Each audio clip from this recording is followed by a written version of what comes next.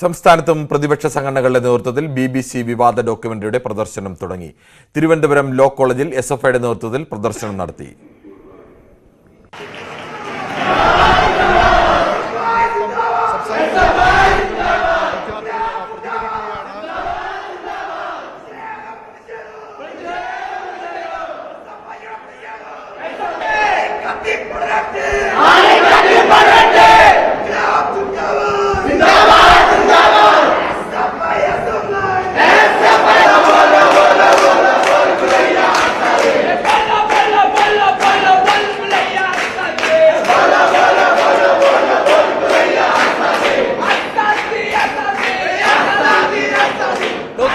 കാണരുതെന്ന് പറഞ്ഞത് പൊതുജനങ്ങൾ ഏത് ഡോക്യുമെന്ററിയാണോ ഏത് ഫാക്ടുകളാണോ കാണരുതെന്ന് പറഞ്ഞത് അത് വിദ്യാർത്ഥികൾക്ക് മുമ്പാകെ പൊതുജനങ്ങൾക്ക് മുമ്പാകെ തുറന്നു കാണിക്കാവുന്ന വലിയ ഉദ്യമമാണ് SFI government law college union ഏറ്റെടുത്തിട്ടുള്ളത്.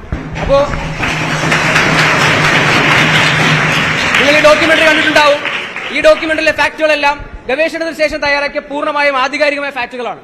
അപ്പൊ അതുകൊണ്ട് തന്നെ കഴിഞ്ഞ കാലത്തെ വിസ്മരിച്ചുകൂടാ, ആ ഓർമ്മകളിലേക്ക് നമ്മൾ തിരിഞ്ഞു നടക്കണം. ഇന്ന് നമ്മളെ ഭരിക്കുന്നവരുടെ വികൃതമായ മുഖത്തെ അവരിട്ടിരിക്കുന്ന മുഖംമൂടിയെ വലിച്ചു കീറുക തന്നെ വേണം എന്ന് മാത്രം പറഞ്ഞുകൊണ്ട് ഈ ഡോക്യുമെന്ററി പരിശോധനയെത്തിയ എല്ലാ വിദ്യാർത്ഥികളോടും SFI government law college unit നന്ദി പ്രകടിപ്പിച്ചുകൊണ്ട് നിങ്ങൾക്ക് എല്ലാവർക്കും ലാൽസലാം. SFI ഈ ക്യാമ്പയിൻ എടുത്തിട്ടുണ്ടെങ്കിൽ തടയാൻ വന്നവരെയൊക്കെ നമ്മൾ ആ രീതിയിൽ അങ്ങ് നേരിടും എന്നേ പറഞ്ഞു വെക്കാനുള്ളൂ.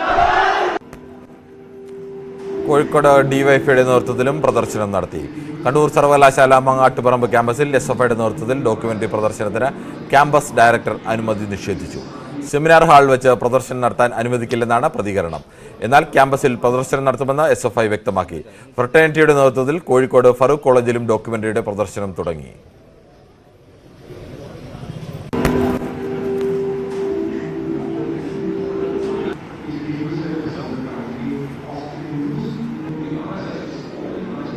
ഏതെങ്കിലും സംഘടനകളുടെ ഭീഷണിക്ക് മുമ്പിൽ മുട്ടുമടക്കുന്ന സംഘടന അല്ല DYFI എന്നുള്ളത് കേരളത്തിന് അറിയാം. അത് യുവമോർച്ചക്കും അറിയാം. അങ്ങനെ അവർ തടഞ്ഞാൽ നിൽക്കുന്ന സംഘടനയാണോ DYFI?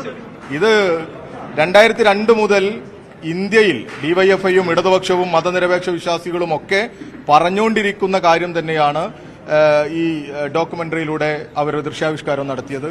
തീർച്ചയായിട്ടും ഇത് ജനങ്ങൾ കാണേണ്ടതാണ്. ജനങ്ങൾ സംഘപരിവാറിന്റെ രാഷ്ട്രീയത്തെ ഈ ഡോക്യുമെന്ററിയിലൂടെ തന്നെ വായിച്ചറിയും എന്നുള്ളതാണ് നമ്മുടെ വിശ്വാസം. യൂത്ത് കോൺഗ്രസും വിവിധ കേന്ദ്രങ്ങളിൽ പ്രദർശനം നടത്തുമെന്ന് പ്രഖ്യാപിച്ചിട്ടുണ്ട്. ഡോക്യുമെന്ററി കേരളത്തിൽ പ്രദർശിപ്പിക്കാനുള്ള നീക്കം അനുവദിക്കരുതെന്ന് കേന്ദ്രമന്ത്രി V മുരളീധരൻ ന്യൂസ് 18നോട് പറഞ്ഞു.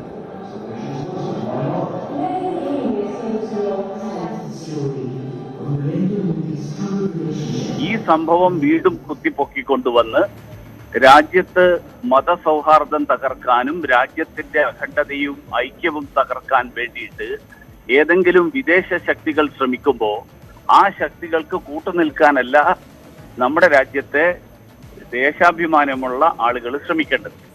അത് മാത്രമല്ല, സുപ്രീം കോടതി തള്ളിക്കളഞ്ഞ ഒരു കാര്യം, അതേ കാര്യം വീണ്ടും എടുത്തുകൊണ്ടുവന്ന് ആരോപണമായിട്ട് ഉന്നയിക്കുമ്പോൾ സുപ്രീം കോടതിയുടെ വിശ്വാസ്യതയാണ് ചോദ്യം ചെയ്യുന്നത്. പ്രദർശനം തടയണമെന്നാവശ്യപ്പെട്ട BJP സംസ്ഥാന അധ്യക്ഷൻ K സുരേന്ദ്രൻ മുഖ്യമന്ത്രിക്ക് കത്ത് നൽകി. കോഴിക്കോട് നിന്ന് വിനേഷ് കുമാറും തിരുവനന്തപുരത്ത് നിന്ന് ഡാൻ കുര്യനുമാണ് ചേരുന്നത്. ആദ്യം വിനേഷിലേക്ക്.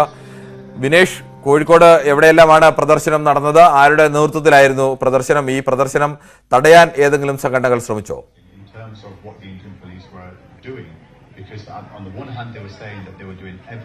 കിരൺ, സംഘപരിവാർ സംഘടനകളുടെ പ്രതിഷേധത്തെ മറികടന്നുകൊണ്ടാണ് ക്യാമ്പസുകളിൽ എല്ലാം തന്നെ ഇപ്പോൾ ഈ ഡോക്യുമെന്ററിയുടെ പ്രദർശനം നടന്നുകൊണ്ടിരിക്കുകയാണ്. ഇപ്പോൾ ഞാനുള്ളത് കോഴിക്കോട് ഫറൂഖ് കോളേജിലാണ്. ഫറൂഖ് കോളേജ് ഫ്രട്ടേണിറ്റിയാണ് സംഘടിപ്പിച്ചത്. അല്പസമയം മുമ്പ് മറ്റു ചില കോളേജുകളിലും അതുപോലെ തന്നെ മുദ്രാക്കുളം മൈതാനി ഭാഗത്തെല്ലാം തന്നെ DYFIയുടെ നേതൃത്വത്തിലായിരുന്നു സ്ക്രീനിംഗ് നടത്തിയത്. ഇന്ന് വൈകുന്നേരം ലോ കോളേജിൽ KSUവിന്റെ നേതൃത്വത്തിലും സ്ക്രീനിംഗ് നടത്തുന്നുണ്ട്. അതായത് ഇത് രാജ്യത്തിനെതിരല്ല. അതായത് കഴിഞ്ഞ കാലങ്ങളിൽ ഈ സർക്കാരിന്റെ അല്ലെങ്കിൽ ഈ മോഡി ഭരണത്തിന്റെ ഗുജറാത്തിൽ നടന്ന മോഡി ഭരണവുമായി ബന്ധപ്പെട്ടുള്ള ആ ഒരു വികൃത മുഖമാണ് ഞങ്ങൾ തുറന്നു കാണിക്കുന്നത് എന്നാണ് ഇപ്പോൾ ഈ സ്ക്രീനിംഗ് നടത്താൻ നേതൃത്വം കൊടുക്കുന്ന സംഘടനകൾ പറയുന്നത്.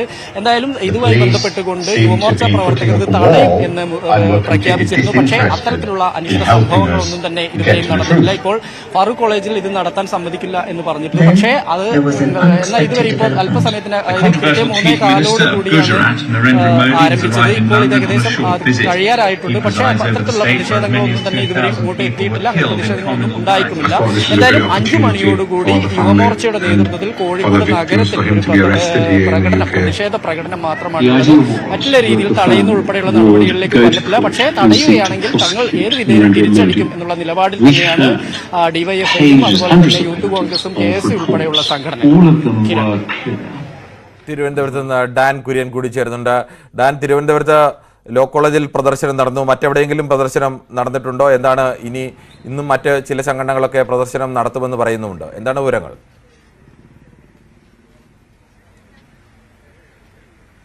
കിരൺ, ഞാനിപ്പോൾ നിൽക്കുന്നത് മാനവീയം വീഥിയിലാണ്. 4:30 യൂത്ത് കോൺഗ്രസ് സംസ്ഥാന കമ്മിറ്റിയുടെയും ജില്ലാ കമ്മിറ്റിയുടെയും നേതൃത്വത്തിൽ മാനവീയം വീഥിയിൽ ഈ വിവാദമായ BBC ഡോക്യുമെന്ററിയുടെ പ്രദർശനം ഉണ്ടാകും എന്നാണ് അറിയിച്ചിരിക്കുന്നത്. അതുകൊണ്ട് തന്നെ ഇവിടെ BJP പ്രവർത്തകർ, യുവമോർച്ച പ്രവർത്തകർ പ്രതിഷേധവുമായി എത്താനുള്ള സാധ്യത കൂടി കണക്കിലെടുത്തുകൊണ്ടാണ് വലിയ പോലീസ് സന്നാഹം മാനവീയം വീഥിയിലേക്ക് എത്തിക്കൊണ്ടിരിക്കുന്നത്. എന്തായാലും യൂത്ത് കോൺഗ്രസിന്റെ സംസ്ഥാന സെക്രട്ടറി ഷജീർ നമ്മോടൊപ്പം ചേരുന്നു. ഈ പ്രദർശനത്തിനെതിരെ ചില ഭീഷണികളുണ്ട്. തുടരാൻ തന്നെയാണോ തീരുമാനം? ഉറപ്പായിട്ടും ഭീഷണിയെ കണ്ടൊന്നും പേടിക്കുന്ന ഒരു പ്രസ്ഥാനമല്ല യൂത്ത് കോൺഗ്രസ്. ഇത് രാജ്യത്തെ ഓരോ പൌരന്റെയും മൌലികമായ അവകാശമാണ്. ഇത്തരത്തിലുള്ള ഡോക്യുമെന്ററികൾ ഉണ്ടെങ്കിൽ അത് ആളുകൾ കാണേണ്ട ഒരു സാഹചര്യം ഒരുക്കുക എന്നുള്ളത് യൂത്ത് കോൺഗ്രസിന്റെ ഉത്തരവാദിത്തമാണ്. ഇതൊരു ഫ്രീഡം ഓഫ് സ്പീച്ചിനെതിരായിട്ടുള്ള ഒരു ഭീഷണിയാണെങ്കിൽ അതൊരു മൌലിക അവകാശത്തിനെതിരെയുള്ള ഒരു പോരാട്ടം അല്ലെങ്കിൽ ഒരു ഭീഷണിയാണ് കേന്ദ്ര ഗവൺമെന്റും അതിന്റെ കീഴിലുള്ള സംഘടനകളും ഉന്നയിക്കുന്നതെങ്കിൽ അത് ഏത് രീതിയിലും ചെറുതു തോൽപ്പിച്ചും ഈ ഡോക്യുമെന്ററി ജനങ്ങൾ എത്തിക്കുന്നതിന് വേണ്ടിയുള്ള ഏത് രീതിയിലുള്ള സംവിധാനങ്ങൾക്കും യൂത്ത് കോൺഗ്രസ് തയ്യാറാകുമെന്നുള്ളതാണ്. അല്ല, ഇതിന്റെ ഒരു കാര്യം, അതായത് നിങ്ങൾക്ക് എന്തെങ്കിലും ഈ പ്രദർശനം നടത്തുന്നതിന് പോലീസിന്റെ ഭാഗത്ത് നിന്ന് എന്തെങ്കിലും വിലക്കോ അങ്ങനെ എന്തെങ്കിലും ഉണ്ടോ? ഇതുവരെ ഒരു വിലക്കുമില്ല. അങ്ങനെ വിലക്കിയാലും അത് നിർത്തിപ്പോകുന്ന കൂട്ടത്തിലല്ല, അല്ലെങ്കിൽ അങ്ങനെ ഒരു തീരുമാനം എടുത്തില്ല. എന്ത് വില കൊടുത്തും ഇത് ജനങ്ങൾ കാണാൻ അവകാശപ്പെട്ടതാണ്, അവരുടെ അവകാശമാണ്. അത് പ്രദർശനം എന്നുള്ള ഒരു മൌലികമായ അവകാശത്തിന് ഊന്നൽ കൊടുത്തുകൊണ്ട് അത് കൂടുതൽ ജനങ്ങൾ എത്തിക്കുന്നതിന് വേണ്ടിയുള്ളൊരു സംവിധാനമാണ് യൂത്ത് കോൺഗ്രസിന്റെ ഭാഗത്തുനിന്നുണ്ടാകുന്നത്. ഒരുപക്ഷെ നമുക്കറിയാം, ഇങ്ങനെ ഒരു വിവാദം, ഈ ഡോക്യുമെന്ററി വിവാദമാകുമ്പോൾ എനിക്ക് മനസ്സിലാകുന്നത്, നമുക്കറിയാം ഈ നമ്മുടെ നാട്ടിലെ മാധ്യമങ്ങൾക്കും അതുപോലെ തന്നെ ലോകത്തുള്ള മറ്റു മാധ്യമങ്ങളെയും ബോധ്യപ്പെടുത്താൻ കഴിയാത്തൊരു വിധിയാണ് മുൻകാലത്തിൽ വന്നത് എന്നുള്ള രീതിയിലാണ്. ഈ ഗുജറാത്ത് കലാപവുമായി ബന്ധപ്പെട്ട് ആ വിധി ഇന്നും കേരളത്തിലെ ജനങ്ങളെ അല്ലെങ്കിൽ ഈ രാജ്യത്തിനകത്തുള്ള ജനങ്ങളെ ബോധ്യപ്പെടുത്താൻ കഴിഞ്ഞിട്ടില്ല എന്നുള്ളതാണ് ഇതിന്റെ യാഥാർത്ഥ്യം. അപ്പോൾ ആ യാഥാർത്ഥ്യം ഇപ്പോഴും നിലനിൽക്കുന്നു. ഒരു കോടതി വിധി ഉണ്ടായിട്ട് പോലും ഇത്രയും സെൻസേഷൻ ആയിട്ടുണ്ടെങ്കിൽ, അതല്ലെങ്കിൽ ഇതിനെ നിരോധിക്കാൻ വേണ്ടി മോദി ഗവൺമെന്റ് തീരുമാനമെടുക്കുമ്പോൾ അവരെ ഭയപ്പെടുത്തുന്ന പല കാര്യങ്ങളും ഇതിനകത്തുണ്ട് എന്ന് പറയുമ്പോൾ അത് ശരിക്കും സത്യസന്ധമായി ഇത് ജനങ്ങൾ എത്തേണ്ടതാണ് എന്നുള്ളതാണ് യൂത്ത് കോൺഗ്രസിന്റെ വിലയിരുത്തൽ. എന്തായാലും യൂത്ത് കോൺഗ്രസ് മാത്രമല്ല, മാനവീയം വീഥിയിൽ 4:30 ഈ വിവാദ ഡോക്യുമെന്ററി പ്രദർശിപ്പിച്ച ശേഷം 6 മണിക്ക് ഡിവൈഎഫ്ഐയുടെ നേതൃത്വത്തിൽ പൂജപ്പുരയിലും സമാനമായ രീതിയിൽ ഈ ഡോക്യുമെന്ററിയുടെ പ്രദർശനം ഉണ്ടാകുമെന്ന വിവരമാണ് ലഭിക്കുന്നത്. എന്തായാലും ഒരു കാര്യം വളരെ വ്യക്തമാണ്, തലസ്ഥാന ജില്ലയിൽ, പ്രത്യേകിച്ച് തലസ്ഥാന നഗരിയിൽ ഈ ഡോക്യുമെന്ററി പ്രദർശിപ്പിക്കുന്ന ഇടങ്ങളിൽ BJP പ്രവർത്തകരുടെയും യുവമോർച്ച പ്രവർത്തകരുടെയും ഭാഗത്തു നിന്ന് പ്രതിഷേധമുണ്ടാകാനുള്ള സാധ്യത കണക്കിലെടുത്തുകൊണ്ട് പോലീസും സജ്ജരാണ്. സ്പെഷ്യൽ ബ്രാഞ്ച് അത്തരത്തിൽ ഇന്റലിജൻസ് റിപ്പോർട്ടുകൾ സിറ്റി പോലീസ് കമ്മീഷണർക്ക് അടക്കം നൽകിയിട്ടുണ്ട്. അതുകൊണ്ട് തന്നെയാണ് മാനവീയം വീഥിയിലേക്കും പൂജപ്പുരയിലേക്കും കൂടുതൽ ഉദ്യോഗസ്ഥരെ എത്തിച്ചുകൊണ്ട് മറ്റു തരത്തിലുള്ള സംഘർഷ സാധ്യതകൾ ഇല്ലാതാക്കുന്നതിനു വേണ്ടിയുള്ള ശ്രമം പോലീസിന്റെ ഭാഗത്ത് നിന്ന് ഇപ്പോൾ നടന്നുകൊണ്ടിരിക്കുന്നത്. പ്രതികൂല കാലാവസ്ഥയെ അതിജീവിച്ചുകൊണ്ടാണ്, അവഗണിച്ചുകൊണ്ടാണ് ഇത്തരത്തിലുള്ള പ്രദർശനത്തിനായി പ്രവർത്തകരടക്കം യൂത്ത് കോൺഗ്രസിന്റെ അടക്കം മാനവീയം വീഥിയിലേക്ക് ഇപ്പോൾ എത്തിക്കൊണ്ടിരിക്കുന്നത്. കിരൺ, അവിടെ ഏതെങ്കിലും തരത്തിലുള്ള പ്രതിഷേധം ഉയരാനുള്ള സാധ്യതയുള്ളതായി പോലീസ് പറയുന്നുണ്ടോ? തീർച്ചയായിട്ടും കിരൺ, ഞാൻ അതുതന്നെയാണ് സൂചിപ്പിച്ചത്. അത്തരത്തിൽ BJPയുടെയും യുവമോർച്ച പ്രവർത്തകരുടെയും ഭാഗത്തു നിന്ന് പ്രതിഷേധം ഉണ്ടാകാനുള്ള സാധ്യത തള്ളിക്കളയുന്നില്ല. അവർ ഇവിടേക്ക് പ്രതിഷേധവുമായി എത്തിയേക്കുമെന്ന് തന്നെയാണ് സൂചന. അതുകൊണ്ട് തന്നെയാണ് മ്യൂസിയം പോലീസിന്റെയും സിറ്റി പോലീസിന്റെയും നേതൃത്വത്തിൽ കൂടുതൽ ഉദ്യോഗസ്ഥർ മാനവീയം വീഥിയിലേക്ക് എത്തുന്നുണ്ട്. അതുകൊണ്ട് തന്നെ ഈ ആംഡ് പോലീസ് ബറ്റാലിയൻ എയർ ക്യാമ്പിൽ അടക്കം കൂടുതൽ ഉദ്യോഗസ്ഥരെ എത്തിച്ചുകൊണ്ടാണ് എന്തെങ്കിലും തരത്തിലുള്ള പ്രതിഷേധങ്ങൾ അത് ഉണ്ടാകുകയാണെങ്കിൽ അത് മറ്റ് പ്രശ്നങ്ങൾക്ക് കാരണമാകാത്ത വിധത്തിൽ പോലീസിന്റെ ഭാഗത്ത് നിന്ന് ഒരു വീഴ്ച ഉണ്ടാകാതിരിക്കുന്നതിന് വേണ്ടിയിട്ടാണ് നിലവിൽ സ്വീകരിച്ചിരിക്കുന്ന ഈ മുന്നൊരുക്കങ്ങൾ ഇപ്പോൾ ഉണ്ടായിരിക്കുന്നത്. ശരി, ഡാൻ കുര്യനും വിനേഷ് കുമാറുമാണ് വിവരങ്ങൾ നൽകിയത്. ഇതുമായി ബന്ധപ്പെട്ട മറ്റു വാർത്തയിലേക്ക്. പാലക്കാട് വിക്ടോറിയ കോളേജിൽ BBC ഡോക്യുമെന്ററി പ്രദർശിപ്പിച്ചതിനെതിരെ യുവമോർച്ച നടത്തിയ മാർച്ചിൽ സംഘർഷം. യുവമോർച്ച പ്രവർത്തകരെ അറസ്റ്റ് ചെയ്ത് നീക്കി.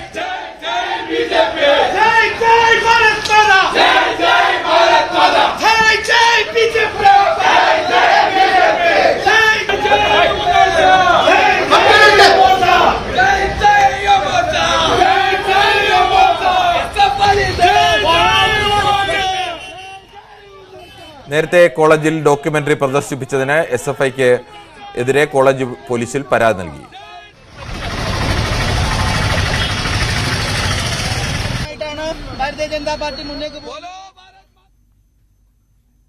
ഡോക്യുമെന്ററിക്കെതിരെ AK ആന്റണിയുടെ മകൻ അനിൽ ആന്റണി രംഗത്ത്. രാജ്യത്തിന്റെ പരമാധികാരത്തെ ചോദ്യം ചെയ്യുന്നതാണ് ഡോക്യുമെന്ററി. ഇന്ത്യയെ മുൻവിധിയോടെ കാണുന്ന മാധ്യമ സ്ഥാപനമാണ് BBC. BBCയുടെ കാഴ്ചപ്പാട് പ്രചരിപ്പിക്കുന്നത് അപകടകരമായ കീഴ്വഴക്കമുണ്ടാക്കുമെന്നും അനിൽ ആന്റണി ട്വിറ്ററിൽ പറഞ്ഞു. ഗുജറാത്ത് വംശഹത്യയെക്കുറിച്ചുള്ള BBC ഡോക്യുമെന്ററിയുടെ രണ്ടാം ഭാഗം ഇന്ന് സംപ്രേഷണം ചെയ്യും. വംശഹത്യയുമായി ബന്ധപ്പെട്ട കൂടുതൽ വിവരങ്ങൾ രണ്ടാം ഭാഗത്തിൽ ഉണ്ടാകുമെന്നാണ് സൂചന. അതേസമയം JNUവിൽ ഡോക്യുമെന്ററിയുടെ ആദ്യ ഭാഗം ഇന്ന് പ്രദർശിപ്പിക്കും. ഇന്ത്യ ദ മോദി ക്വസ്റ്റ്യൻ എന്ന ഡോക്യുമെന്ററിയുടെ ഒന്നാം ഭാഗം രാജ്യത്ത് വലിയ ചർച്ചകൾക്കും പ്രതിഷേധങ്ങൾക്കും ഇടയാക്കിയ സാഹചര്യത്തിലാണ് രണ്ടാം ഭാഗം BBC ഇന്ന് സംപ്രേഷണം ചെയ്യാൻ ഒരുങ്ങുന്നത്.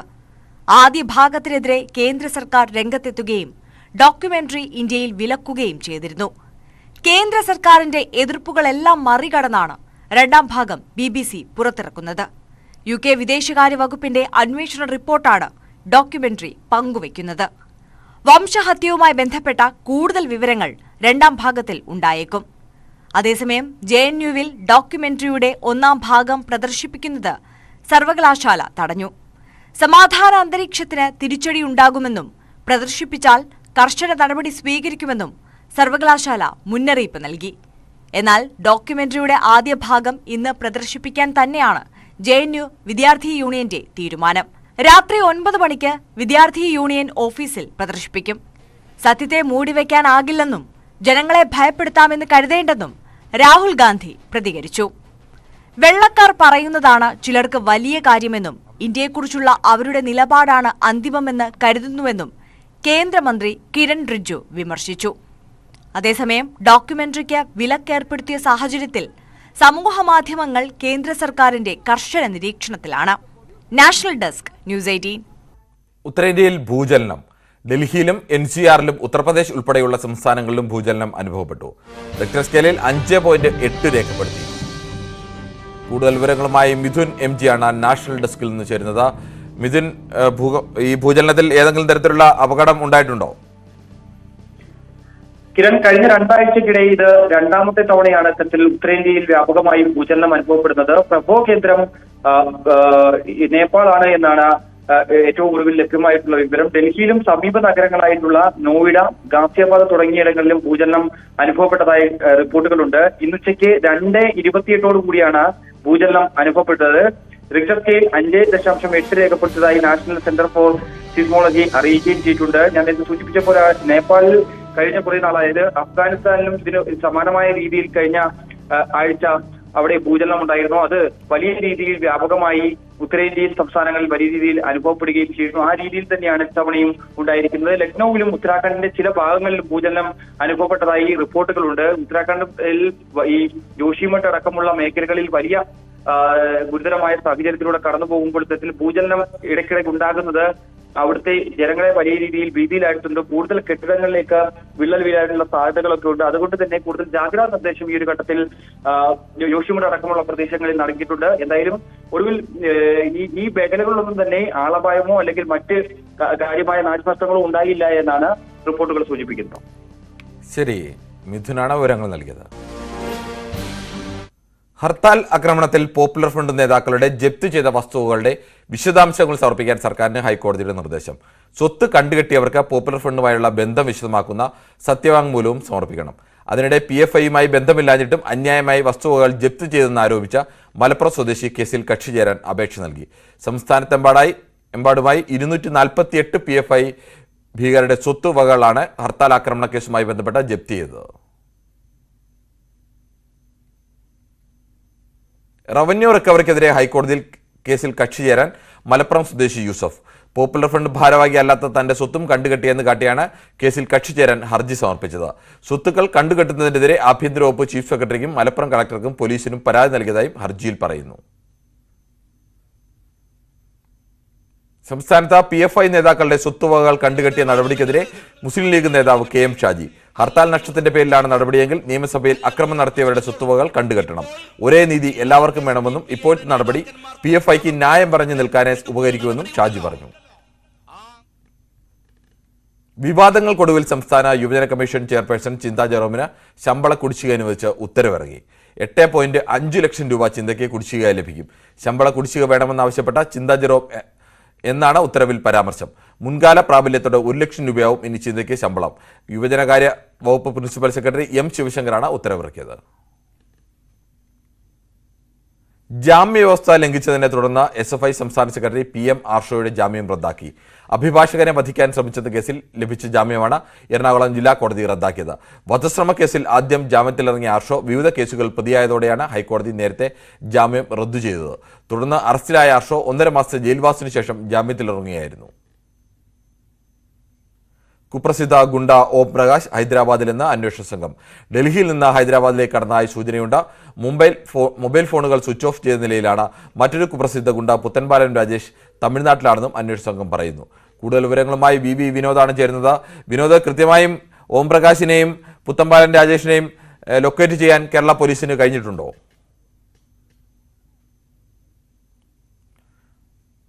മറ്റു വാർത്തയിലേക്ക്. കഞ്ചാവ് കേസ് പ്രതികൾക്ക് പോലീസിന്റെ ഒത്താശ. 200 കിലോ കഞ്ചാവ് കൈവശം വെച്ച പ്രതിക്ക് പോലീസിന്റെ വീഴ്ച മൂലം ജാമ്യം ലഭിച്ചു. നിശ്ചിത സമയത്തിനുള്ളിൽ വെഞ്ഞാറമൂട് പോലീസ് കുറ്റപത്രം നൽകുന്നതിൽ വീഴ്ച വരുത്തിയതാണ് പ്രതികൾക്ക് നേട്ടമായത്. ഗുരുതരമായ വീഴ്ച വരുത്തിയ പോലീസ് ഉദ്യോഗസ്ഥനെതിരെ ജഡ്ജി DGPയോട് അന്വേഷണം ആവശ്യപ്പെട്ടു. തിരുവനന്തപുരം അഡീഷണൽ സെഷൻസ് കോടതിയാണ് പോലീസിനെതിരെ നടപടി ആവശ്യപ്പെട്ടത്. കൊച്ചിയിൽ യുവതിയുടെ കഴുത്തറുത്തു. ഗുരുതരാവസ്ഥയിലുള്ള യുവതി തൊടുപുഴ സ്വദേശിനി സൂര്യ ചികിത്സയിലാണ്.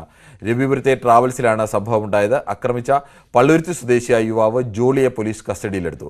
കഴുത്തിൽ മുറിവേറ്റ യുവതി തൊട്ടടുത്ത ഹോട്ടലിലേക്ക് ഓടിക്കയറുകയായിരുന്നു.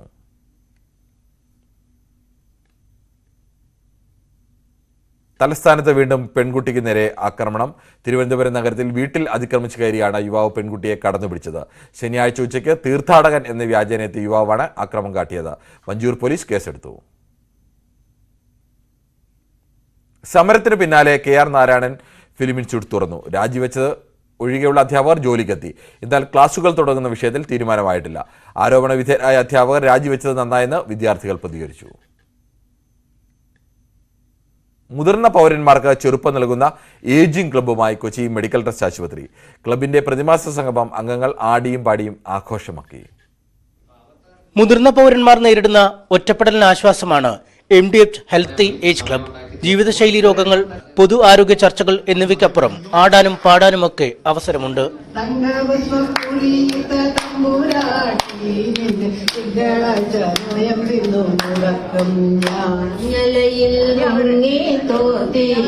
ധനുമാസ ചന്ദ്രിക വന്നു നിന്നെ മാത്രം കണ്ടില്ലല്ലോ. അംഗങ്ങളുടെ വിശദമായ ആരോഗ്യ പരിശോധനയും കൂട്ടായ്മയുടെ ഭാഗമായി ക്രമീകരിച്ചിട്ടുണ്ട്. തുടർ സഹായങ്ങളും ലഭ്യമാക്കും. പല രീതിയിലുള്ള സാംസ്കാരിക പരിപാടികൾ, കലാപരിപാടികൾ, വിനോദ പരിപാടികൾ, വ്യായാമ മുറകൾ എന്നിവയിലൂടെ പരസ്പരം ഒന്നിച്ച് പ്രായത്തെ തോൽപ്പിക്കാനുള്ള ഒരു രീതിക്ക് അവരെ ഒരുക്കാനാണ് ഈ ക്ലബിലൂടെ നമ്മൾ ലക്ഷ്യം വെക്കുന്നത്. സിറ്റി പോലീസ് കമ്മീഷണർ സേതുരാമൻ കൂട്ടായ്മയിലെ മുതിർന്ന പൗരന്മാരുമായി ആശയവിനിമയം നടത്തി. Medical trust hospital MD doctor PV Louis ചടങ്ങിൽ പങ്കെടുത്തു. 500ഓളം സജീവ അംഗങ്ങളാണ് കൂട്ടായ്മയിലുള്ളത്. ന്യൂസ് 18 കൊച്ചി. ന്യൂസിലൻഡിനെതിരായ 3ാം ഏകദിനത്തിൽ ഇന്ത്യയുടെ രോഹിത് ശർമ്മയ്ക്കും ശുഭ്മാൻ ഗില്ലിനും സെഞ്ചുറി. 2020 ജനുവരിക്ക് ശേഷം ആദ്യമായാണ് ഏകദിന മത്സരത്തിൽ രോഹിത് ശർമ്മ സെഞ്ചുറി നേടുന്നത്. 85 പന്തിൽ 6 സിക്സിന്റെയും 9 ഫോറിന്റെയും അകമ്പടിയോടെയാണ് രോഹിത് സെഞ്ചുറി പൂർത്തിയാക്കിയത്. 78 പന്തുകൾ നേരിട്ട ഗിൽ 5 സിക്സും 13 ഫോറും സഹിതം അടിച്ചുകൂട്ടിയത് 112 റൺസാണ്. 39 ഓവർ പൂർത്തിയായപ്പോൾ 5 വിക്കറ്റ് നഷ്ടത്തിൽ ഇന്ത്യ 293 റൺസ് നേടിയിട്ടുണ്ട്. 36 റൺസ് എടുത്ത വിരാട് കോഹ്ലി, 17 റൺസ് എടുത്ത ഇഷാൻ കിഷനും 14 റൺസ് എടുത്ത സൂര്യകുമാർ യാദവും പുറത്തായി. ന്യൂസിലൻഡിനെതിരായി ജേക്കബ് ഡഫി 2 വിക്കറ്റും ബ്രേസ് ഓരോ വിക്കറ്റും നേടി. നേരത്തെ ആദ്യ 2 ഏകദിനങ്ങളിലും വിജയിച്ച ഇന്ത്യ 3 മത്സരങ്ങളടങ്ങിയ പരമ്പര സ്വന്തമാക്കിയിരുന്നു. വാർത്തകൾ അവസാനിക്കുന്നില്ല. ഇടവേളകളില്ലാതെ ന്യൂസ് 18 യൂട്യൂബ് ചാനൽ.